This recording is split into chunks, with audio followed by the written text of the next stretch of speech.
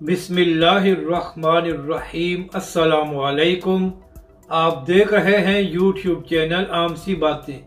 कराची के बलदियाती इंतखाबात में धांधली, तहरीक लब्बैक के मुतालिक बोल न्यूज़ पर अहम खबर। इस वीडियो में हम इसी के मुतालिक बात करेंगे। नाज़रीन कराम, कराची के बलदियाती इंतखाबात में तारीखी धांधली की गई है और इससे पहले इसकी मिसाल नहीं मिलती।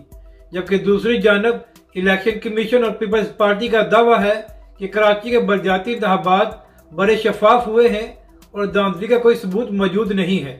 तो नाज़रीन कराम, धांधली का इससे बड़ा सबूत क्या होगा कि पीपल्स पार्टी, जो कराची के गैर मकबूल जमात है, वो पहले नंबर पर आई है और पीपल्स पार्टी ने सबसे ज़्यादा सीटें जीती हैं। और वो जमातें जो कराची में सबसे ज़्यादा मकबूल हैं, उनका नाम और निशान भी नज़र नहीं आ रहा।